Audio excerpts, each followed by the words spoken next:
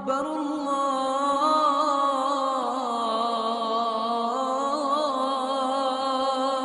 اکبر۔ السلام علیکم دوستو، اصل میں کامیابی ہے کیا اور کامیاب انسان کہاں کسے جاتا ہے؟ ویسے تو کامیابی کا نام سب کو بھلا لگتا ہے۔ ہم میں سے اکثر کے نزدیک اپنے ہدف کو حاصل کر لینا کامیابی ہے۔ ایک آدمی جس کا خواب چھوٹا ہوتا ہے وہ اس کو جلدی پا لیتا ہے۔ دوسرا آدمی جس کا خواب بہت بڑا ہوتا ہے لیکن وہ اس کے پیچھے پڑ جاتا ہے۔ ہو سکتا ہے وہ پہلے والے شخص سے بہت آگے جا چکا ہو، لیکن چونکہ وہ اپنے ہدف حاصل نہیں کر پاتا، وہ اپنے آپ کو کامیاب نہیں سمجھتا۔ اصل میں کامیابی ہوتی کیا ہے؟ کامیابی کو مذہبی حوالے سے دیکھتے ہیں۔ ہمارے پیارے نبی صلی اللہ علیہ وآلہ وسلم کی سب سے پسندیدہ دعا، جسے نبی کریم صلی اللہ علیہ وآلہ وسلم نے ہر نماز کے بعد مانگنے کو پسند فرمایا، اے اللہ مجھے دنیا اور آخرت کی کامیابی عطا فرما اور دوزخ کے عذاب سے نجات عطا فرما۔ اسلام ہمیں نہ صرف دنیائی کامیابی کا درس دیتا ہے بلکہ آخرت کی کامیابی کا بھی درس دیتا ہے۔ دنیا میں جس نے حرام کمائی کے ذریعے پلاٹ خرید لیا، بنگلہ بنا لیا اور پیسہ کما لیا، ہم اسے کامیاب سمجھتے ہیں، لیکن اس کی آخرت والی زندگی اور موت اس کی کامیابی کا بھانڈا پھوڑ دیتی ہے کہ زہری بنگلوں میں وہ کتنی تکلیف دہ زندگی گزار رہے تھے۔ تو کامیابی اسی چیز کا نام تو نہ ہوا جو گھریلو زندگی اذیت والی بنا دے اور سکون چھین لے، بلکہ کامیابی تو زندگی میں سکون لاتی ہے۔ اصل میں ہم لوگوں کی کامیابی کا معیار ہی غلط ہے۔ ہم لوگ صرف پیسے کو ہی کامیابی سمجھتے ہیں۔ کامیابی حقیقت میں ہے ہی یہی کہ جو آپ کو ملا ہے آپ اس کو انجوائے کر سکیں، اور یہ ناکامی ہے کہ آپ بنائیں اور انجوائے اس کو نالائق لوگ کریں۔ کامیابی سے آپ کا ضمیر مطمئن ہوتا ہے اور کہہ رہا ہوتا ہے کہ آپ نے کچھ کر ڈالا۔ کامیابی کا تعلق نہ شہرت سے ہوتا ہے نہ دولت سے۔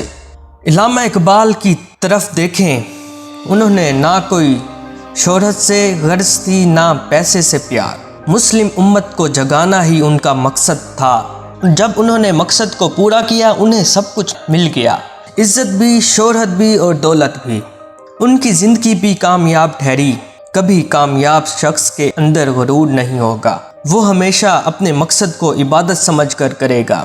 جس طرح عبادت میں ریاکاری عبادت کو ختم کر دیتی ہے، اسی طرح اپنے مقصد میں ریاکاری کامیابی کو مردہ کر دیتی ہے۔ پھر ظاہری کامیاب ہو کر ضمیر کامیاب نہیں کہہ رہا ہوتا ہے۔ اور یاد رکھیں، کامیابی ہمیشہ ناکامی کے بعد آتی ہے، اور ناکامی نہ ہو تو کامیابی کا حقیقی مزہ نہیں آتا۔ اگر ہم اپنی زندگیوں میں کامیابی چاہتے ہیں تو ہمیں ایک بامقصد زندگی گزارنی ہوگی۔ ہم کسی ایسی گاڑی پر سفر کرنا پسند نہیں کرتے جس کی منزل انجان ہو، لیکن افسوس ہمارا نوجوان طبقہ ایک انجان منزل کا راہی بن کر زندگی گزار دیتا ہے۔ کامیابی صرف ان کے ہی قدم چومتی ہے جن کے پاس ایک مقصد ہو، پھر لگن ہو اور محنت ہو، اور مقصد ایسا ہو کہ پوری دنیا کے کہنے کے باوجود بھی آپ اپنی مقصد پر ڈٹ جائیں اور پیچھے نہ ہٹیں۔ اس دنیا میں جتنے لوگوں نے دوسروں کو فائدہ پہنچایا ہے، اصل میں وہی کامیاب ٹھہرے ہیں۔ محمد علی جناح کو دیکھ لیں، اپنی ساری زندگی ہند کے مسلمانوں کے لیے وقف کر دی۔